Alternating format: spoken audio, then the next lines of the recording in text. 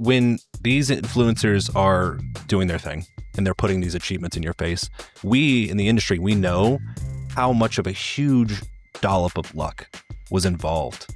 And so for you to put it forward like it was all on merit, because that's the subtext, that's what's rubbing people the wrong way, is the lack of acknowledgement that you happen to have good TPEs and you didn't get a check ride bus for this XYZ thing. You happen to be in the right place at the right time. And so much of it could have gone the other way. Welcome aboard the 21.5 Professional Pilots Podcast. Rock on. You're on 121.5, the emergency frequency. It's a show by professional pilots for professional pilots. I looked back at them and I said, I don't think we're at the right airport. And they go, I don't think we are either. Each episode, we bring you fascinating conversations with industry experts. I think I should be a go-to on how to deal with 63, 64-year-old men. You're going to chase it like a dog chasing a school bus. But we're not just about the serious stuff. We're here to have fun. And I like to sit with pilots a lot of times. I always say they're better looking than Tom Cruise. It's a whole thing. The 21.5 Professional Pilots Podcast is your destination for everything aviation, whether you're cruising in the flight levels or just starting your journey.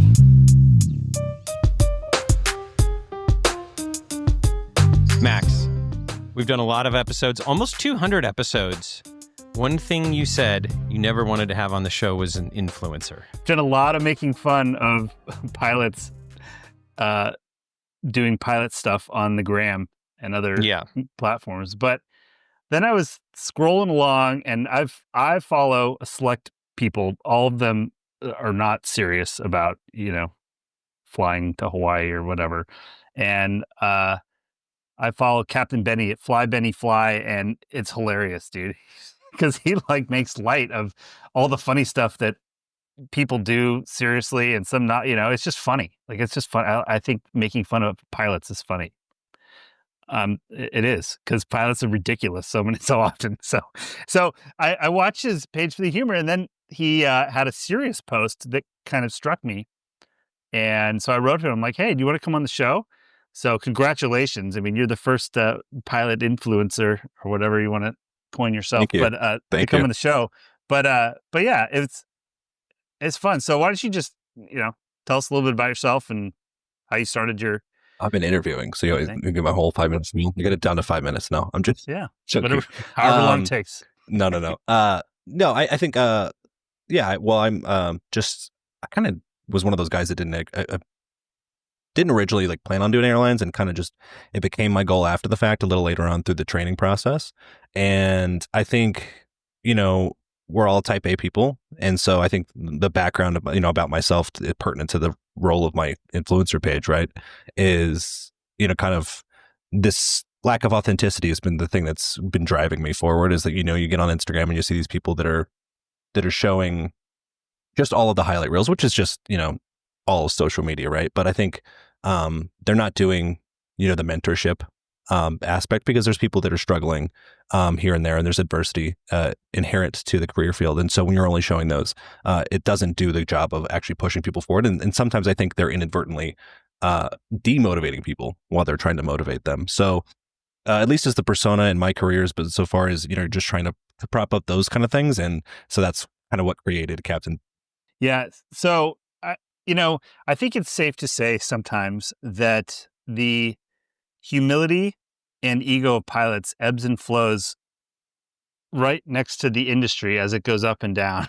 And as things go up and everybody gets new contracts and pay raises and retro pay and all of these things, everybody's sitting high on the horse. But then as soon as things turn, everybody, retreats back into their cave pretty quick. So I think we're somewhere, things have gone up, things have kind of leveled off and it's teetering some places, and we don't, but I do think it's funny, like when you imitate the 64-year-old captain, talking about the flood damage of his second house.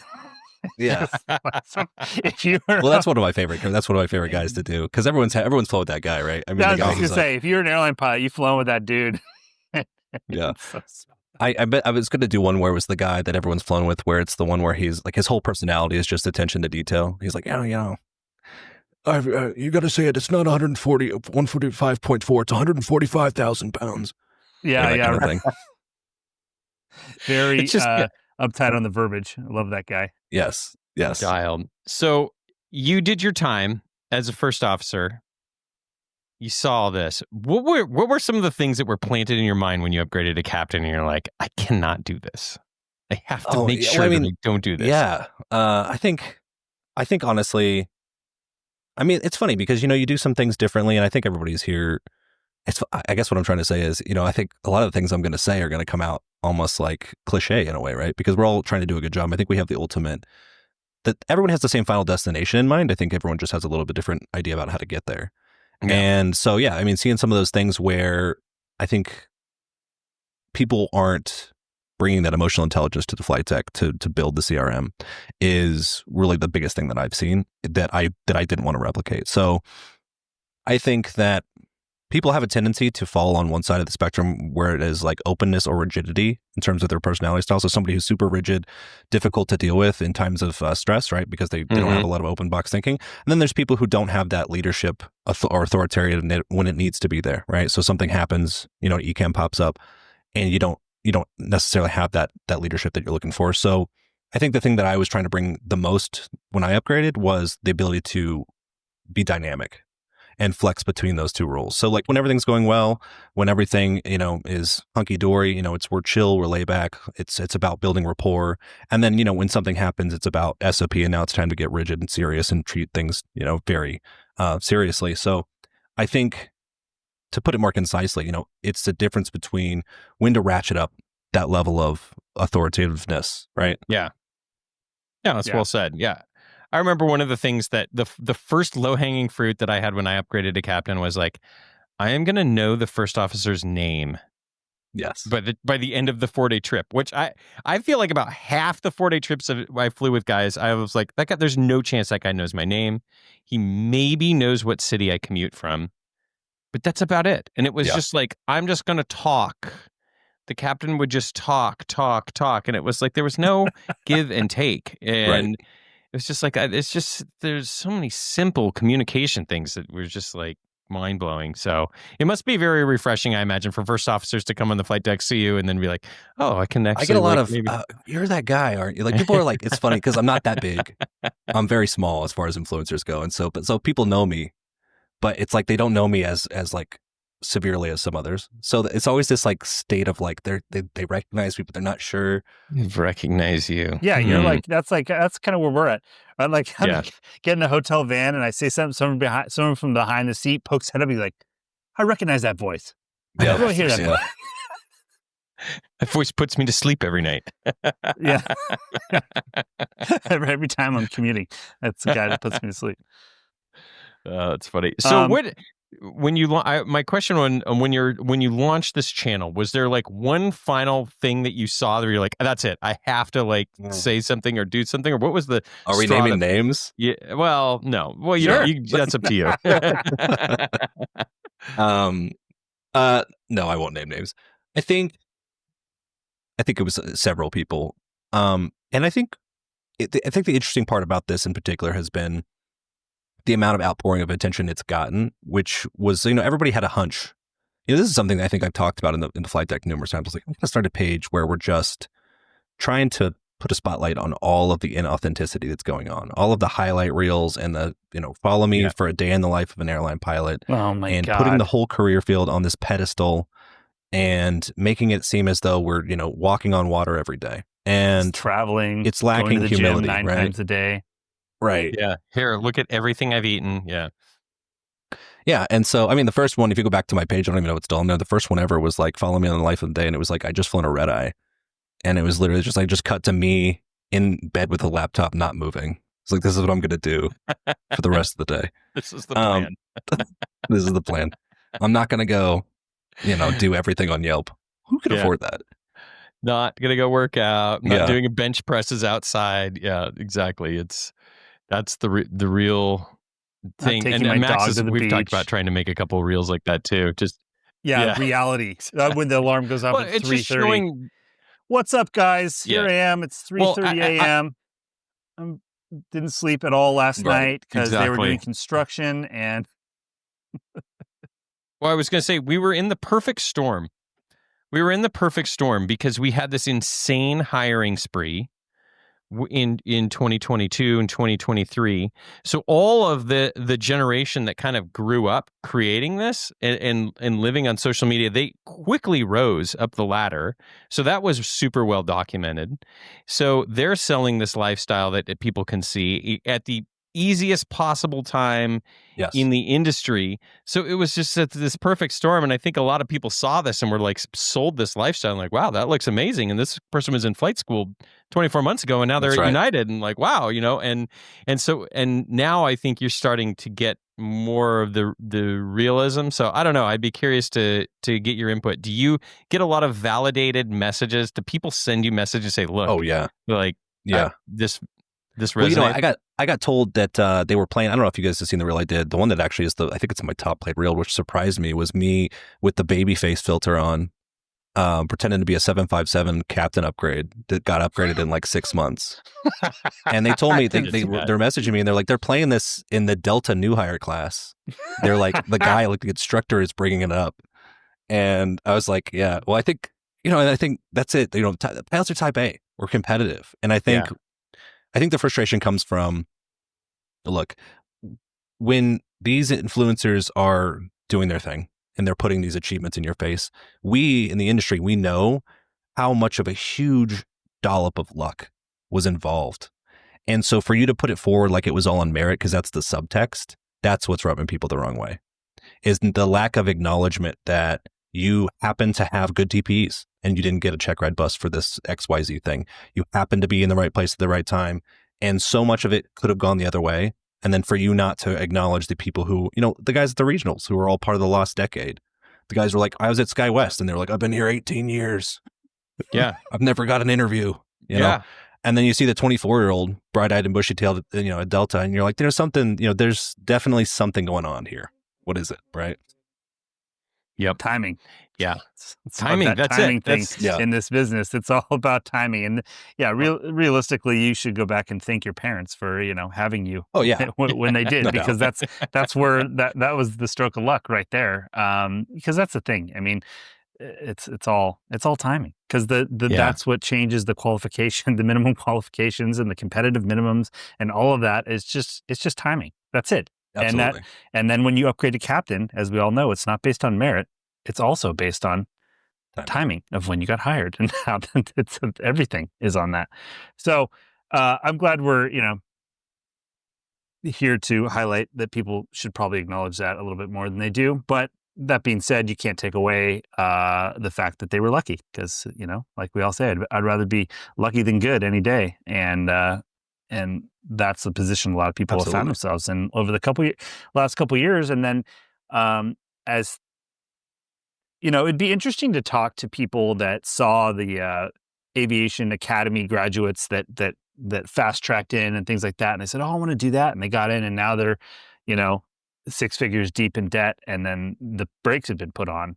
That's a tough spot to be in, especially when you thought you were going to be on this trajectory. And that trajectory has changed quite a bit, and probably to a more realistic timeline, right, of when you're going to make it to the big leagues. But you're still in a good position to make it one day, and you probably got started younger than a lot of people. But yeah, I mean, and then we have which relating to the post where I reached out to you is where sometimes you make some decisions based on the information you have, and then things start to not turn the way you thought they were, right? And then you find yourself in that position, and then it makes it kind of sting. So you want to talk a little bit about that, Betty, and how kind of what's going on? As far as like with the thing that, like, you want to talk about my interview experiences? I'm just the post. I mean, that post, what was going on? Yeah, absolutely. So I think, I got a couple things to say about that. I mean, you've done the Southwest interview. Dylan, I don't know, have you done any like 121 interviews at all? Yes. Mm-hmm. Okay. So as you guys both know, they're kind of a gauntlet, right? I mean, there's the prep companies, and then you go through the entire, we're in a workflow, and it's like, 6 weeks long usually. And I think, that post came from a place where I was thinking about how much, essentially what we're talking about, which is how much luck is involved with this process. Because in my case, I'd say about 50-50. I talked about I had an interview with United last year, and I'll just name. I didn't in the post. I didn't name what the airlines were, but I'm comfortable with it. But I mentioned I had a PRD issue, so I walked in there, and I immediately right out of the gate, they're like, "Hey, there's a discrepancy, right? There's you got I think it was 12." So what happened was SkyWest inputted my PRD data wrong. All my OE was put in as unsat. So, and I didn't catch it, and that's on me. So I walk in there though. Very first question, we're shaking each other, like, "Oh, nice to meet you. I'm really grateful for this experience." She flips around a laptop. She's like, "How come you didn't tell me about 12 training failures?" And I'm like, "Whoa, what are you talking about? I don't have any training failures." But then, you find yourself in this game where you're trying to, pull yourself back and kind of be stoic and rein it in. But it's like you're in the biggest major league game of your life. You're in the 9th inning of the World Series, and here you are. They're hitting you with this crazy left thing you never expected. So, long story short, did not recover well from that. I was very defensive and couldn't let it go. But I didn't go over that in the interview prep, huh? No.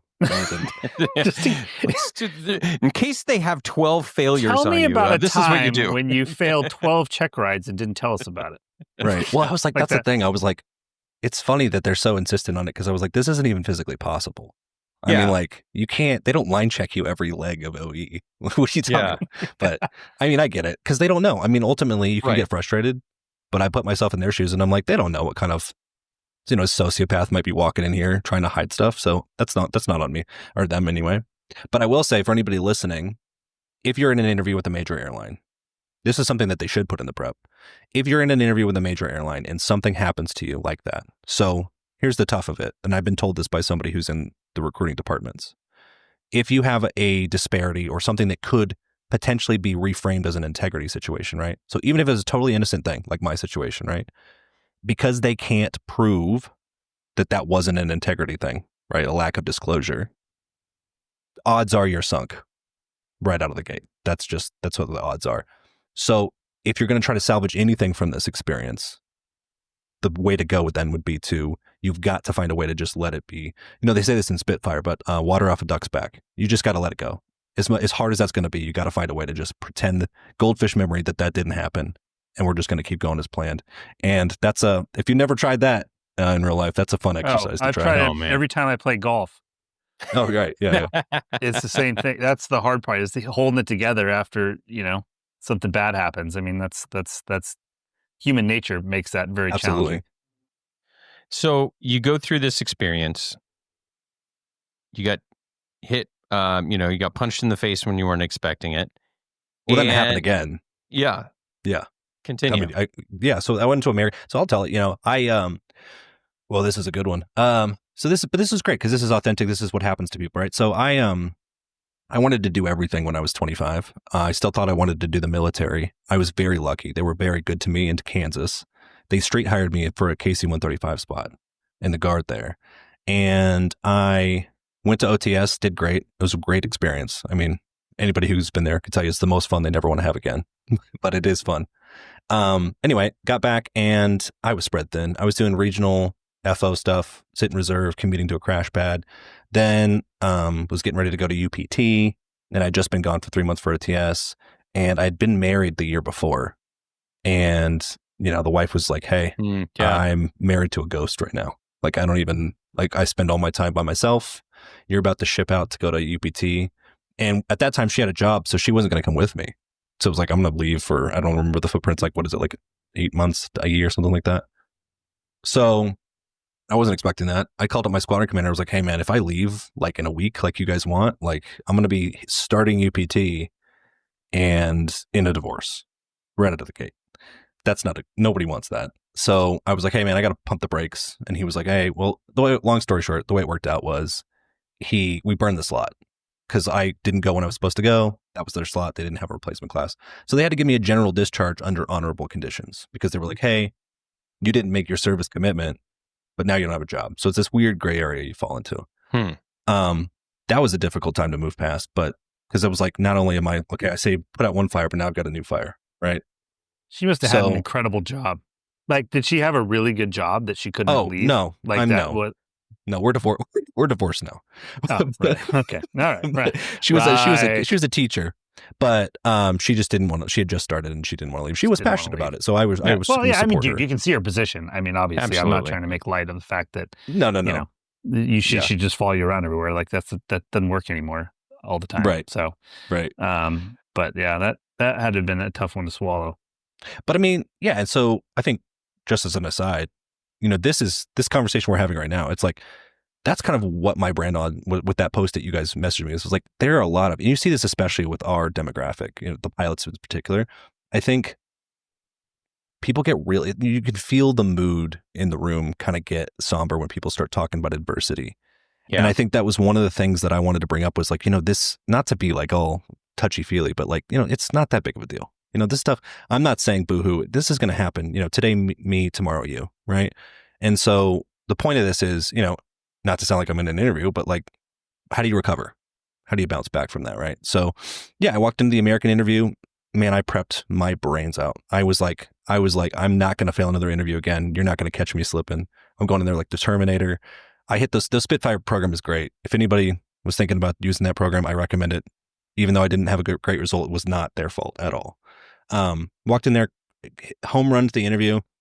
And then in the ninth inning, the way that their application works is, I don't know if you guys are familiar with the current status of all the major applications, but Americans is very sparse. Did they take it back? Is that still on airline apps or did they take that back in-house? So it's back in-house and they've taken out pretty much all of the addendum. So there's a question about check ride failures. There's no question about arrests. There's no question about military experience. There's no question about anything, those catch ones that would allow you to disclose these things prior to game day. So the way it works is, employment history. So I'm filling out that. I'm like 2 years in the Guard. Then I commissioned as a second lieutenant and I only did 2 years. So obviously something happened. But there's nowhere to put there's 50 character limit for why you left, right? So I just put left to focus on family, right? But then I get in the interview and, not pointing fingers, but they're like, hey, why didn't you tell us you have a general discharge? And I was like, well, I think there's a little bit of difference of opinion on whether we could consider this a disclosure or not.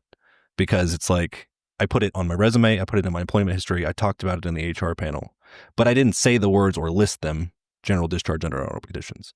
So I think for anybody who's going to American who may have skeletons in their closet, what you need to do to make sure that you don't run into problems like this is I would have just emailed them like, hey, I know you're not even asking for this, but I have a hunch, this is going to be a thing. So here it is up front before game day. Here it is. And when they ask you for documents to upload to your application, they're very specific about what they want. And you fall into this trap of well, I don't want to go above and beyond because then I'm not following instructions. And they're very big attention to detail people. So I don't want to do extra because they'll be like, what is this guy doing? But absolutely, if you're going to American, if there's a DD-214 that they might want, arrest record, anything like that, just upload it because that'll save you the headache of them. Because if they see it for the first time on the day, you're done. That's it. Yeah, and that's like you said before, you're already going to have nerves. You're already, there's a lot of pressure on you, and then just adding anything like that can just be such a challenge. And that was a unique American experience, I think, because I walked out of there and I was like, you feel it in your gut. I think when you walk away from an interview, you're like, I did well or I didn't do well, right? Yeah. And I walked away and I was like, that's a job. I was like, that's you like you talked about golf, Max. It's like, you hit that driver and it's like, that was good. I don't even need to look where the ball's going. And that's how I felt. And then we walked into the room where they're getting ready to hand out CJOs. And I was the first name that they called for we got to go have some talks in the back. And I was like, what could this possibly be about? I was like, this is insane, And so it was just a huge whiplash experience, I think. Well, I think that's what resonated so much in that clip that you posted was that you were able to encapsulate that feeling and to be able to share that with people and be like, look, it doesn't always go your way. Sometimes it's out of your control. Sometimes it's not. But the vision that you're being sold that you just slide up this ladder without any effort is not, you're just seeing a tiny picture. It's just like when you look at your friend's Instagram page and all you see is their kids scoring a goal and them going on vacation and, all those things that are just the highlights. And that's not real. So I know for me, this was the meat of what was compelling to talk to you. It was like, hey, we have to share these messages that it's not always going to go your way. Like you said, there's adversity. And where do you go from there? I mean, the good news is you didn't hang your wings up. You didn't quit. You're still flying. And I didn't hear no bell. Yeah, exactly. And that's just the way it's going to go. And Max, what's your saying from the McCall Airport? Oh, something about when there's headwinds. I don't know, dude. Why you got to put me on the spot like there's headwinds. It was something about there being headwinds, but just always remember airplanes take off into the wind. Oh, here it is. Oh, yeah. When everything seems to be going against you, remember that airplane takes off against the wind, not with it. There you go. Very inspiring. And maybe I'll get that tattooed. So, yeah. But I think, to piggyback off what you're saying, I think that's the question I think we have to answer as aviators is, because more often than not, or more likely than not, you're going to have something that you're not going to have the picture perfect career. You're not going to. It's very few of us. They're 24. Yeah, it used to be 100% of the time you weren't going to have that because, dude, I remember getting laid off with a pregnant wife at home. I was like, hey, how was your day? Well, let me tell you about my day. Well, that's right. So then, you're laid off from your airline you worked your butt off to get, and you're at home on Instagram, and then you look at some person who's an Instagram influencer who's 24, has no kids, has no wife, has no responsibilities, who's making way more than you at a better airline. And so the question becomes, how do you avoid, I think that's what we got to answer as aviators, right? How do we avoid becoming bitter? Because that's the kiss of death, right? Because you don't want to be that captain who's like, oh, I hate this career. The guy that like the FO leaves is like, why is that guy even still doing this? Yeah. It is and especially if you're in the airline track, it is just so easy because of the nature of the seniority-based system. It is so easy to become bitter. And I remember even I got hired at American Eagle with 600 hours maybe flying a turboprop.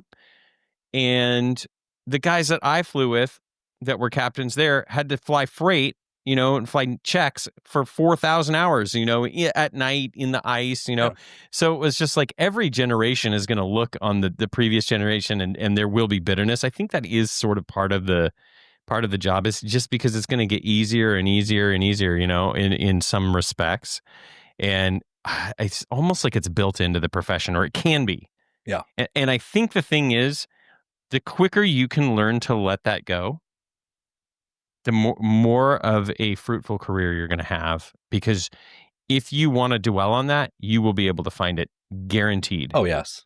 Guaranteed. You're always going to fly with someone who did it faster than you, got there quicker, made more money, etc. And that's just one of those you're just going to have to learn to let go. And that's not easy, especially when it's getting shoved in your face. Right. And I think you bring up a good point is what other career field is it's so likely for you to have adversity that happens to you that's out of your control. So if you're a high paid accountant or a high paid lawyer, right? Look at my case. So I got downgraded, right? Lost $150,000 a year out of my pay. And so, what other career field where you're just going to have that randomly happen to you and you didn't make the mistake? It's out of your control. It's just like, hey, sorry, And granted, people get laid off all the time, but lawyers, been at law firms, you don't usually get fired unless you make a mistake. So then you can take that ownership of that. So when you talk about the stoicism of letting things go, yeah, it's unique because you have to do it, and it stings extra because it's completely random. Yeah. Well, yeah, I was just going to say it's kind of one of the things that I try and impress upon my children too. It's that life is not fair. This is not a fair game that we are playing here, and I think that in this business it can be that can be put under a magnifying glass and magnified a little bit because of the volatility and all the things that we already have talked about a million times on the show. But I think the greater sentiment, and that's an important lesson, is that life is not fair. It certainly is not. That's not the way it's designed, and things are not fair. And the quicker you move past adversity that you do not have control over, then the easier life will be for you in all respects, I think. Yeah, and I think the way to do that, in my own case, is you really just got, this is going to sound so cheesy, but I think we all feel this to a certain point. You want to do it in one of your voices? Will that make it better? Do my voices? You know, guys, they really think Let me tell you what I'm I've just learned gonna love after all flying these years. airplanes. You really gotta love flying airplanes. All right, son. I've been furloughed 17 times. Here, let me give you a little background music. There you go. Now you can really. When I started this career, I was just a broadhead, bushy-tailed little kid, and I've been furloughed 17 times. And the 18th airline I started working for, I just had to remind myself that, boy, I love flying airplanes. I wake up every morning, look at that cumulonimbus clouds. We gotta avoid those. We gotta avoid those. But I just love it. I'd pay them. There you go. Live Instagram reel just recorded. Spectacular. Unbelievable. Oh, man. Let's take a quick break to tell you about a friend of the show, Timothy P. Pope.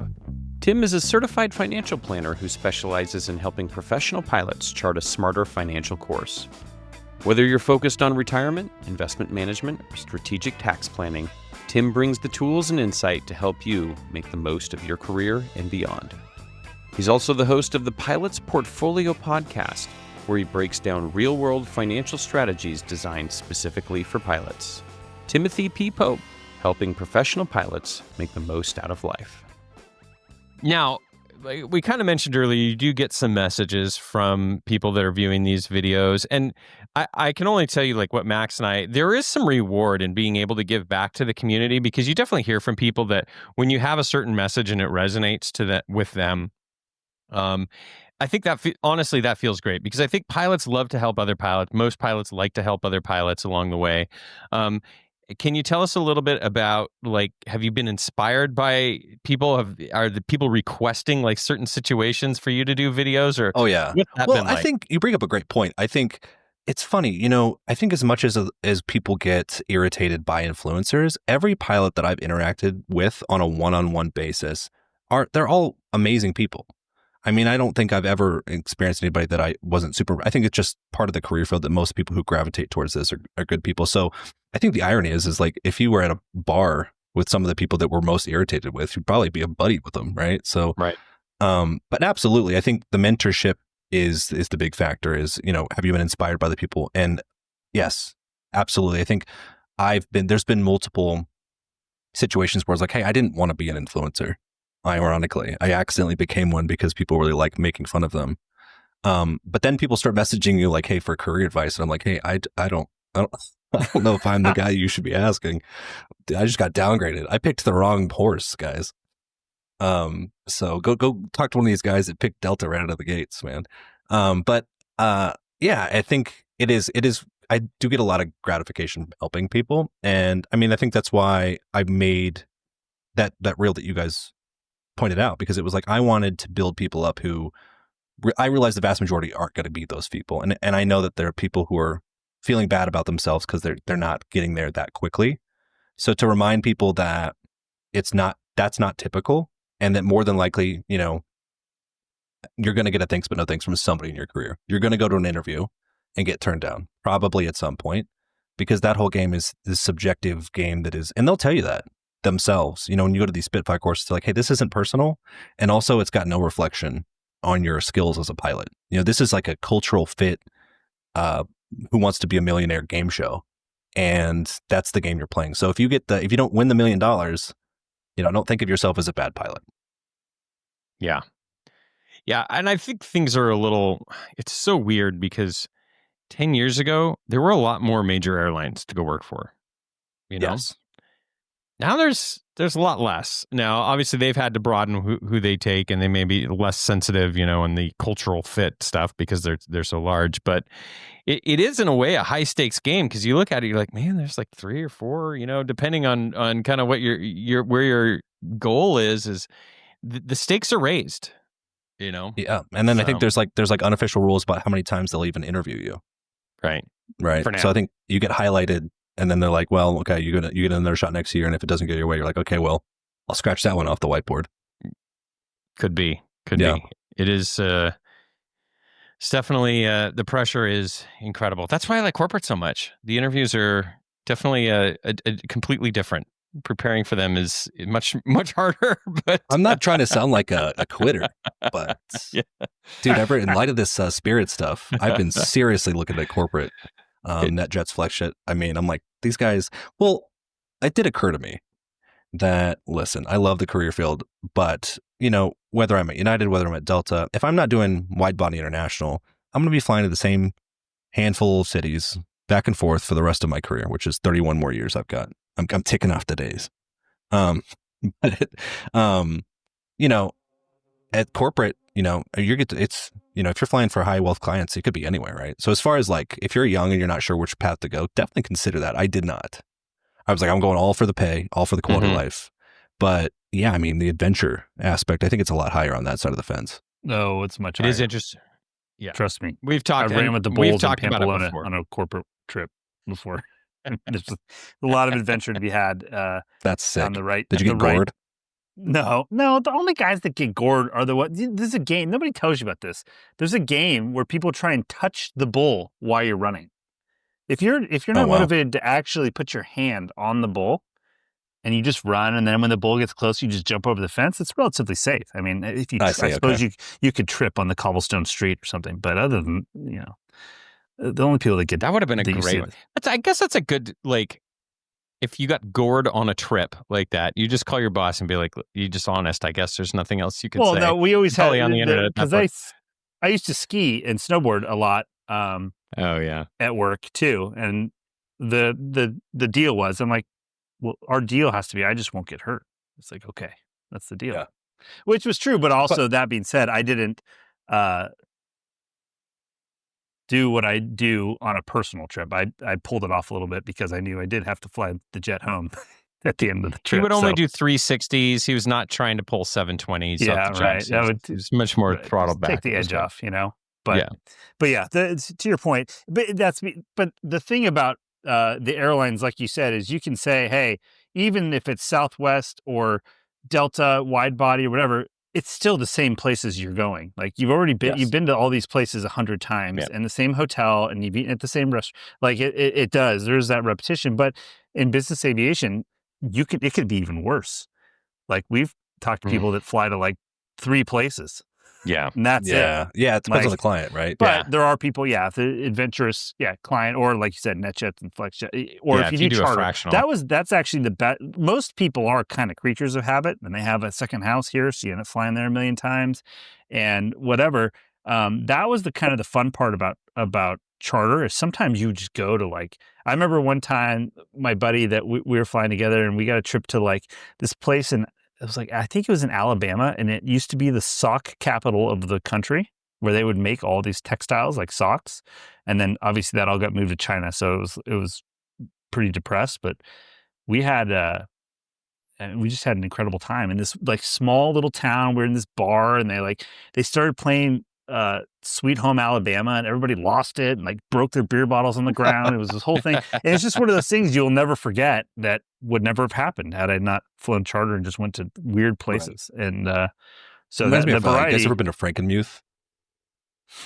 No. Frankenmuth, Michigan. You've heard of this place? No. No? Oh my God. The sock factory reminded me of that. So I went there in SkyWest. We would fly to Flint, and Frankenmuth's just I think it's about an hour north of there. It's the world's biggest Christmas ornament store. And it's like the size of an Amazon warehouse, but it's entirely just filled with Christmas ornaments. So we walked in there, and you just can spend 8 hours looking at various Christmas ornaments and just get lost. I think there were some dead bodies of some people who never made it out. I saw at one point, but that's what I always used to say about like, going to a good place or a bad place on overnight. I always be like, there's no good places or bad places. There's just some places you have to look a little bit harder for the good stuff. Yes. Like sometimes you just got to put a little more effort in, because there's always something interesting and cool to do. At least I found. Yeah. And I think, I don't know. How does the corporate side work with as far as rest? Because I think that's one of my things about the airlines is essentially, and I know you know this at Southwest, is because the impetus is there for them to get the most efficiency out of you. Usually you're exhausted. And it's like, I'd love to go out and see the Queen Mary, but, I need to sleep. It depends. If you work on the fractional side, it's very similar to airlines where it's, go do your 4 legs a day, go to the hotel, 4 legs the next day. If you fly like a more of a Part 91 schedule, you typically fly somewhere, sit for 3 or 4 days, then fly home. And you have a rental car it's a completely and a credit different. And you have a rental car and a credit card and, everything. This guy's got it figured out. Yeah, I think Dylan's got it figured out. Yeah. I flew for somebody that used the airplane 90% of the time for fun to travel. And it was, dude, we called it workation. We're going on workation. I had full set of scuba diving gear that I would bring. And the guy flew us, dove too. Dude, we dove in the Mediterranean, all over the world. We would it was unbelievable. We'd fly 1 leg to Turks and Caicos and hang out for a week and then fly 1 leg back. Yeah. I mean, have you guys talked about on the show, essentially like how, I think people do themselves a disservice in the experience department by rushing the airline so hard. Because those are experiences that if you go right for Delta at 24, you're never going to do that. Well, I've told people that the most boring career I can think of is hammering out your certificates, flight instructing as hard as you can, going to the regional, and then going to the airlines and be like, all right, I made it. 40 years of this. Here we go. 40 years of the same trips. And then you can have $12 million in your 401k and go scuba diving when you're 65. Yeah. Yeah, exactly. That's the thing. It's like there is something not only just from like that experience aspect of getting to go do and travel to neat places and spend some time there and whatever, but there's also the part of aviation. If you really like to fly airplanes, like that's your passion, going and flying in business jets to weird airports that, have crappy approaches or the people don't speak of the language very good or things like that, like that, there's adventure in that. And that's fun. Like, I'll never forget, we flew to this place called Carpathos, Greece one time. It's this island and like only like Italians really go there as tourists. And so we had like a handler, but nobody really gets private jets in there. It was like they like chartered MD-80s would come in there occasionally. And so we flew in there and the handler's there and they're like, they don't really know where to put us. And they ended up kind of like parallel parking us like on the edge of the taxiway, like kind of towards the end of the runway. And the girl that comes out there and is marshaling us in has this neon green tank top on. She's young and kind of has like crazy hair. And it says, no joke, dude, her tank top says, "It's not going to lick itself." And she's marshaling us in. I would have to stop. I'm like, I can't focus. Well, no, that's the thing. Can't even... And so she's trying to get us like right to the edge of the pavement. And I'm like, and this is like times you have to just figure stuff out. And I'm like, all right, dude, just stop. And I'm like, we swapped seats, like whoever was, flying. So I'm in the right seat. I'm like, just stop, dude, set the brake. And I'm like, I don't trust this chick. We're going to drop a main gear in the mud here. And then there's like nothing. Man? Like we're done. It's not going to lick itself, dude. You just park it. So I put earplugs in, drop the stairs, get out of the airplane, put the stairs up and like supervise this marshalling situation. And because she wants a lick, you don't think she's a good marshaller? Dude, it was incredible. And then so we parked there like stereotyping. I know it's outrageous. We don't have a choice, and so they bring out this like rental car, which is like really crappy, teeny tiny car, and we drive into town, and right as we get to the hotel, there's like one nice hotel, so we're staying in the same place the passengers. We pull right by, and on the corner next to the hotel is Gattuli's motorcycle rental, and we both kind of like slow look as we pass it. We're like, oh, and so we drop our stuff off at the hotel. We immediately located the car rental place and returned the car and rented 2 motorcycles for the week. And that's so cool. Dude, we ripped all around Greece and they were like dual sport, like air cooled. They're, kind of crappy. But we ripped around that whole island, dirt trails. We're up on this hike and we see the C-130 pull to like take off a Greek C-130 to take off. And he's holding short of the runway, just totally blasting our airplane. We see it shaking. And we're like 2 miles up on the hill. We're like, oh, I hope this. Wish we didn't see that. Works out. Yeah. Hey, you set the gust lock, right? Yeah, that's right. Yeah. You just watch the elevator fall off. That, like you just never, you never think you'll be riding through an olive orchard on a motorcycle on some island in Greece. Like that's the adventure of corporate aviation. That's the coolest part. But also then, same breath, what were you making at this time? That's where it always comes down to I was doing pretty well at that time. I mean, at that time of, it was good. 100 and it's good. I don't know, 60. The money isn't like the problem. The problem is the owner can go bankrupt. Just drop it in the nudge. Yeah. He can get hit by a bus. Yep. His business can, be investigated by the IRS. So there's that.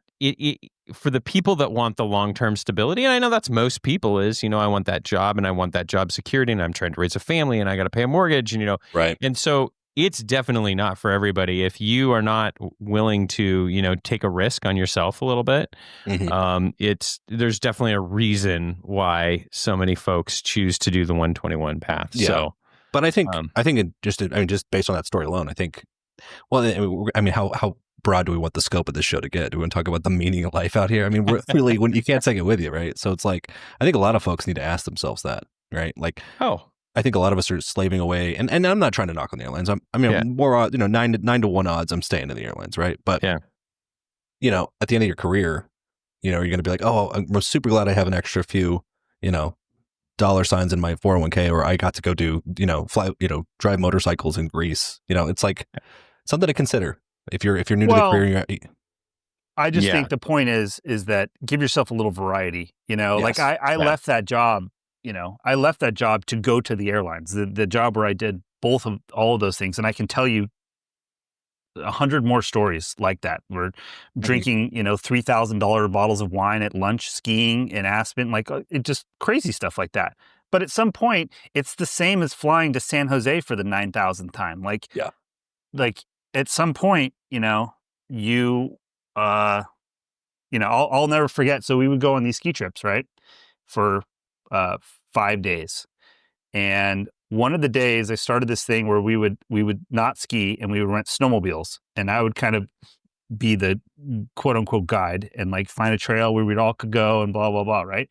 And I'll never forget, I was there and we're having a great time, and there's this little jump. And so I take the owner's, he had a young kid on my lap, cause I was worried he was going to crash.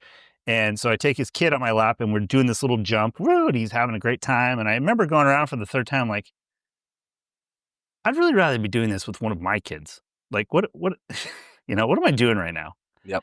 And because the reality matters. I was having a great time and I was, skiing, and everything was free and living the high life, but my family was at home.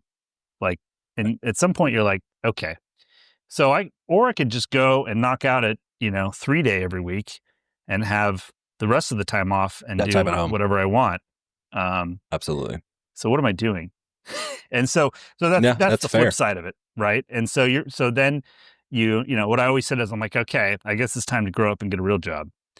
And that's essentially what it amounted to, right? Because you're like, okay, maybe this won't be as fun and stuff, but the benefits are good. I don't know why I would blah blah blah have and all gone the to fly the stuff. 737, but yeah, exactly. So wait, so Max, are you basically saying I'm like Peter Pan in Never Neverland? Is that what you're saying? Yeah. Just refusing to grow up. Well, listen, we all have our path. I had to get my 737 dig in there. Yeah. Well, dig it all you want. It's no, it's a great airplane. I'm just it's a lot of switches to me.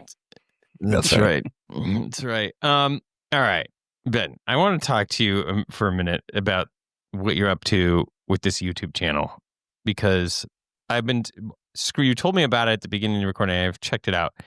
You're doing some deep dives into some World War II aircraft engines. Yes. These videos I can't wait to check out. But I mean, you're gonna put you to sleep. That's perfect. It'll be great. No, I'm gonna be interested. But what inspired you to take a deep dive into something that you're passionate about like that and share it? Talk us through that process a little bit. Yeah, I think it was an outlet. I think anybody who's in the industry will realize. I think it goes back to essentially what you were just talking about, Max, which was, once you've done it once, the ninth time, it's like you don't even have to think about it. So I think for a lot of us, we get so good at this job at a certain point that we're not really engaging our minds really much more, other than the yearly recurrent. You do your study, and then the rest of that you're just kind of like, all right, what do I do? Real challenging. Yeah. And AQP makes it, woo! Tell you what. But I think it becomes the point where like, I think a lot of us are type A, like I said before. And so you want to find a way just like the gym to keep your mind active. And so I was like, I got to do something where there's like a goalpost because that's just how I work. And so I wanted to do something where it challenges me to study new things. And there's a goalpost at the end, something quantitative that I can look at. So views or the number of videos. So I think that's really what it became from. And then when I got interested in aviation, it was actually from my grandfather being super into warbird simulation on his computer. Like he had like an ancient copy of a Microsoft Combat Flight Simulator from like 1996. And so that's how I even got started with aviation. So it was like, that's just always kind of been my home base, which is like warbirds. And so it's funny. I'm actually really like super young for the whole, like that niche. Like you can look at my YouTube demographics and they're like 65 plus. Like my ad revenue is like AARP. It's like Depends commercials. And they're making me a killing. Yeah. But so like, I think it's funny, you know, I put my face on some of these videos because like that's the meta, right? With YouTube, like, oh yeah, put your face on, make it more personal, and not my demographic. You know, I put my face on these videos. I'm like, get your face out of here! I just want to see this. What does he know about the cyclone? Oh. That's right. So I'm like, all right, enough of that. So, but not actually, I kind of fell off because at a certain point it became, you know, I'm just constantly in college. Like I'm doing a research project every week. And I'm like, you know, once you've done your 9th engine video, you're like, okay, if I have to talk about the compression ratio of this one more time, I'm going to. So actually, I've got a project I'm working on.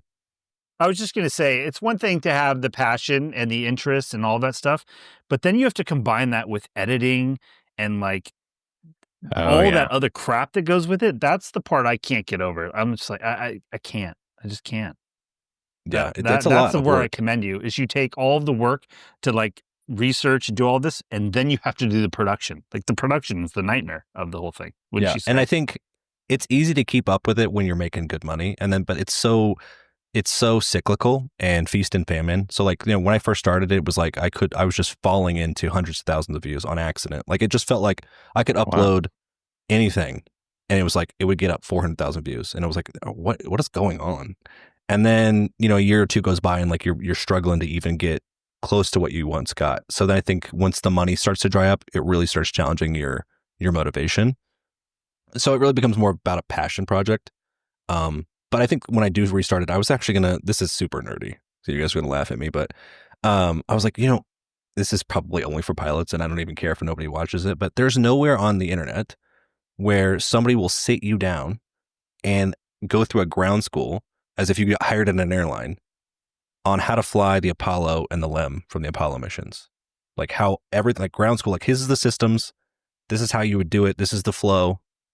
So I was like, I have all of the manuals that I found online for like the entire Apollo program. And I was like, somebody should really sit down and just make a ground school course going through all of that.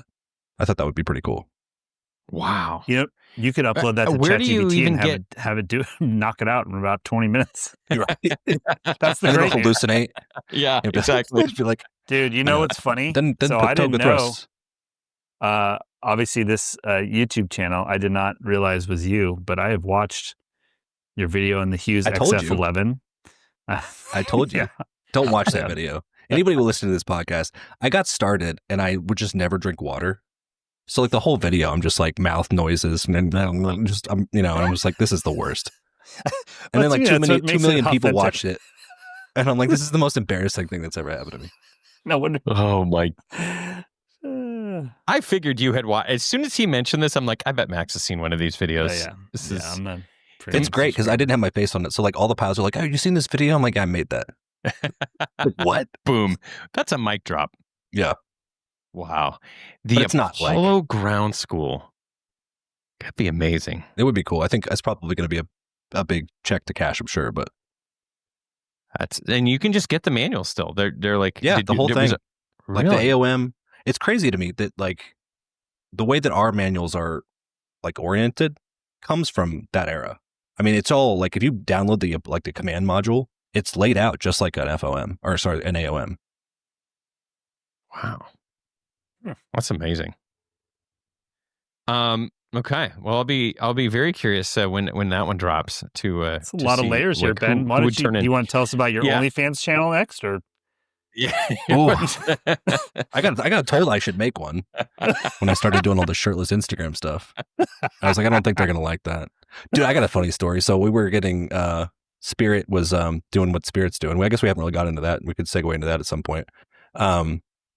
But I had Spirit, and we can talk more about this later. We're worried about Chapter 7, of course. I got a really good friend of mine. This guy's hilarious, right? So he's my barber, and his name is Gio. He's from Portugal, and he's got a really thick Portuguese accent. And he becomes a barber because he was sick of being a strip club manager. Okay. So he was like, I'm done with all of the illicit things going on behind the scenes at the strip club. I need to clean my life up. I want to be a barber. I'm like, great. I'm proud of you. Well, he wants to buy a barbershop. So he's like, I got to make some money. So he's like, I'm going to start working at the strip clubs again. So he's like a doorman. I don't really know how it works, but he gets tipped out. He's making like as much money as I am at these Vegas strip clubs. And then Spirit's walking down the, tightrope here about what they're going to do financially. I'm like, I might be out of a job. Nobody's, the hiring climate's not super hot right now. United's going crazy, but everybody else is kind of tepid. And I was like, hey, Gio, it's like, they got any openings at this strip club? Where we at here? He's like, you could be a host. I was like, you think Delta would look down on me if I went on my application? Your work history? So I was a host at a Spirit for a while. Yeah. Honey's Gentlemen's Club. Ben, come on with me. You'll be great. This will be perfect. Look at your hair is amazing. So if you're in HR, I promise I'm not going to work at the strip club. He does not. If you're in HR, he does not have an OnlyFans, and he has not accepted any employment at a strip club. So just the disclaimer there. No. Oh my God. So tell us what that's like, dude. Yeah, like how that looming over you. I have not had that experience. Well, I'm definitely not the first. I gotta put my my humility pill out there. I'm definitely not the first to go through this. This is definitely something that's been happening since the dawn of airlines, and so, but I think in part of this generation, this is the most recent wave of it, right? And it's definitely interesting because it definitely elucidates, I think, the importance of picking the right airline. I think you guys even have an episode about that. How do you plan out a career in an unplannable? Yep. And it's like, man, it's impossible because my situation was like, I think you guys have mentioned this on the show as well. Like 2022, 2023, they were hiring everybody. I mean, if you had a pulse and a resume, man, you could get wherever airline you wanted to go for the most part, it seemed like. And I was in the right seat at Spirit, and I was a year from upgrade. And I was like, looking at the pay scales, and I was like, well, Spirit's not going anywhere. Famous last words. I was like, I'll just wait it out a year and I'll be in the 200 plus bracket. And I was like, times will be great. This is why would I leave? Everything's great. I'm driving to work. Quality of life's high. Now in retrospect, here we are, 3 years later. And I'm like, I should have left.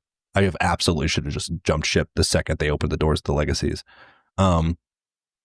So, what do you do as far as, how you, we talked about how to avoid bitterness, but how do you avoid, the being, depressed about a career that doesn't go as planned or that sort of thing. I think you got to do exactly what we're talking about here. If you were one of these people who didn't get those other opportunities, like flying Part 91 and doing some of that adventurous stuff, like maybe take a second to check that out for a while, maybe circle back to the airlines. So a long way of saying it doesn't have to be a linear career. Yeah. And it probably won't for a lot of us.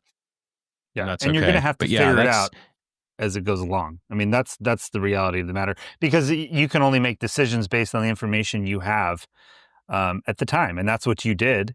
And that decision could have gotten that bag. Did you see the video that I made of the 1,500-hour guy? They were talking about the 1,500-hour rule. No, he's like, I'm just trying to sit in the right seat. I'm just trying to make that bag. He's like, something goes wrong, the Capt will take care of it. I don't even need to care. Oh, God. Was that hopefully not inspired by true events? No.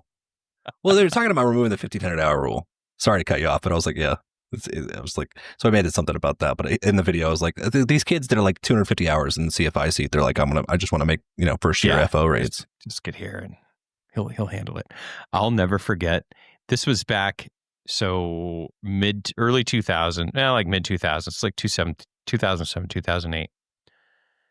This was a time when they were hiring people with like 400 hours into the regionals because they were hurting.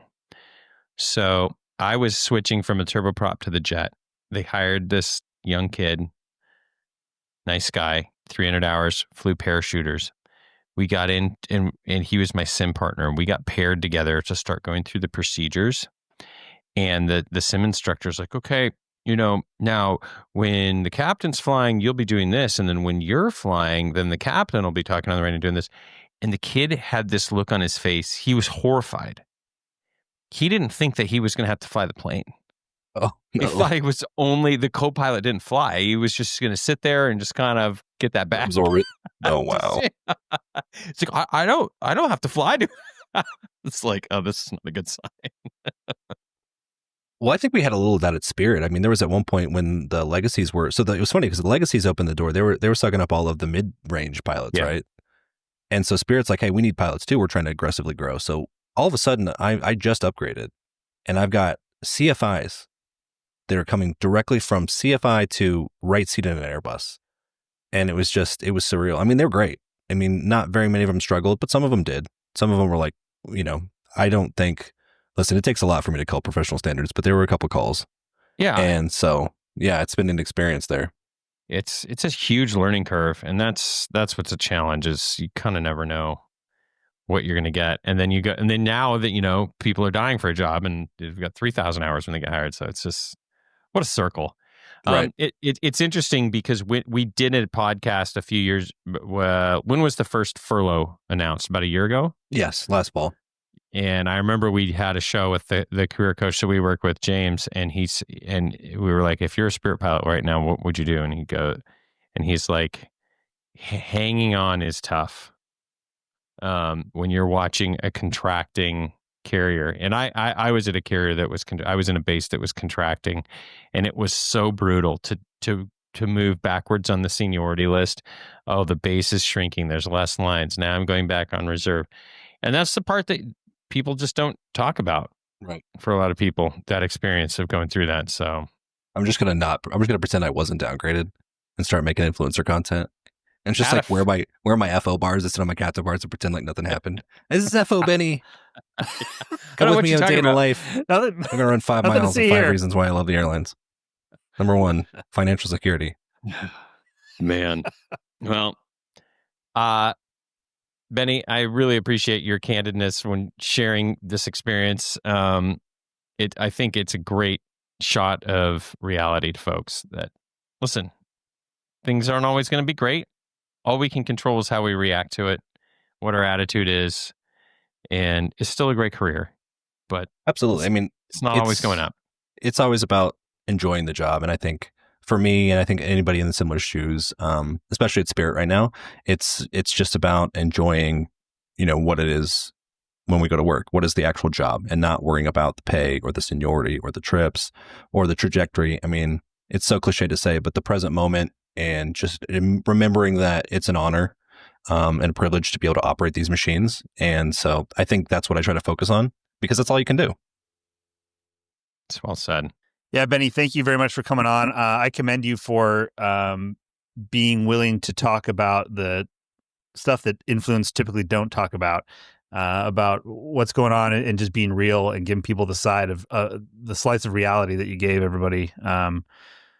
And keeping it funny and making fun of everybody because I think that is hilarious. So should tell everyone where they can find your all your stuff. Yeah, my Instagram at FlyBinFly. I'm probably going to find a way to kick it back off of private. So we're back into public mode right now. But that's where I'm at on Instagram. My YouTube is Flight Dojo, and definitely worth a follow. I am the best airline pilot in the world, so that's usually. Why people learn from the best. If you're going to learn from somebody, learn from the best. It's amazing we even got you on this show. Honestly, and I was voted for the last 3 years running safest airline pilot known to man. So definitely something you should consider. I also have the fastest mile time, faster than everybody else. Real savant, this guy. In the airplane or running? No, just in the in the Olympics. In From general. the cockpit to the aft lab? Okay. Yeah. No, I think I bring that up because have you guys noticed this? There's a lot of these influencers. It's running is the thing now. If you're not a pilot, if you're not a runner. Have you seen this? No, like all the influencers are running now. You got to run. Wow. So get to work. Wow, how do we make a parody video of that? Are you going to be like crawling? I don't know. I don't know. Like, well, that was the one that got me in trouble. Was I was doing push-ups with my epaulets on. Oh, so people don't forget. That's right. I forgot about that. Oh my gosh, Max, we have so much to learn, Max. We're the worst when it comes to that. We really got to get in touch with this. All right, it's probably better that you're not. Honestly, it's more peace of mind. Yeah, maybe. I need to get in shape though. Maybe the running wouldn't be a bad idea. All right. Well, if you want to see Benny run, do push-ups, time his miles, you just check out the show notes. We'll have a link to all of his channels. Benny, it's been an absolute pleasure. Thank you for all that you're doing for the community of aviators. It's awesome. Keep it up. We're all pulling for you, and we're excited to see what the future holds for you. So yes, thank absolutely. You, sir. Thank you. All right, man. Right. Thanks for coming on. The statements made in this show are our own opinions and do not reflect, nor were they under any direction from any of our employers.